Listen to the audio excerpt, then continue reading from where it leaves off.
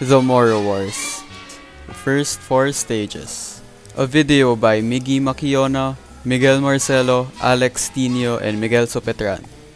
Before we start, we should ask ourselves, what are the Moro Wars? Well, it is the Spanish and Moro conflict that dated back in early 1500s. Spain, however, described it to be a fight against the Moro pirates, using piracy as a reason to colonize the land of the free sultanates, the Moros. Phase 1. Brunei cut off. In the first phase, Spain was able to conquer Brunei, the northern part of Borneo. By this time, Spain had already conquered Manila and had colonized parts of Luzon and Visayas. A significant event that happened here is that the people of Brunei and Sulu were allies. And so Spain invading Brunei was the event that started the Moro Wars. Phase 2. Strongholds. The phase starts with the Spaniards' plan to conquer Mindanao. A plan to reduce the people of Sulu and Maguindanao into vassalage, which is to force submission. The Spanish government tried to colonize Mindanao and sent Esteban Rodriguez Figueroa to be the new governor of Mindanao. However, when he landed in Cotabato, Esteban wasn't able to contact the Sultan of Maguindanao. Instead, he made contact with the warriors of Moro, and he and his men were struck down. They were killed with a kampilan, which are the swords and weapons used by Moro warriors. The phase ended with the Muslims pooling their resources, not only for their defense, but also for an offensive against Spanish-held settlements in other parts of the Philippines. The second phase ended with the defeat of the Spanish invaders. For now. The third phase. Counterattacks. The third phase began when the Moros launched an offensive against the Spaniards in Visayas. The Moros were able to raid villages that were conquered by the Spanish invaders. This dealt damage to the resources of the Spanish invaders. The Moros were able to find an opening to attack because the Spaniards launched their very own offensive at a different place. Here's a diagram of what's happening. If the Spaniards attack here, the Moros would go around a different path and attack here.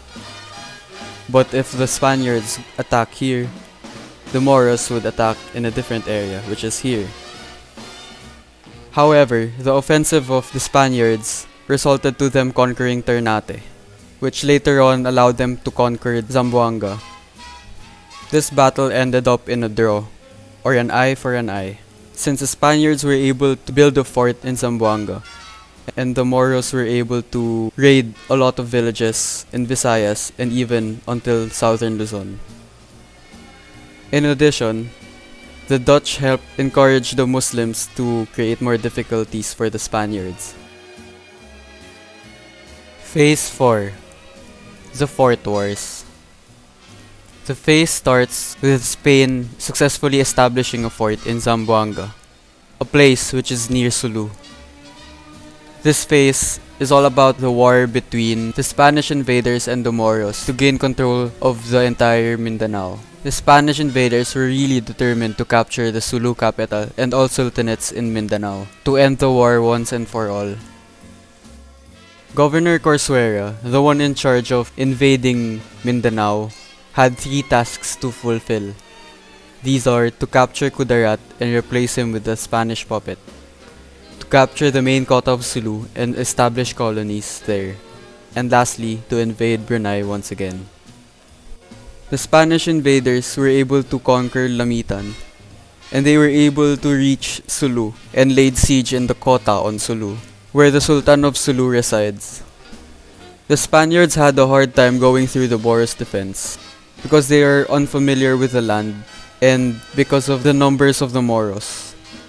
Many Moros and Spaniards were killed, and the Sultan of Sulu ended up surrendering to the Spaniards due to their forces. After conquering Sulu, the Spaniards attempted to pacify the Buayan.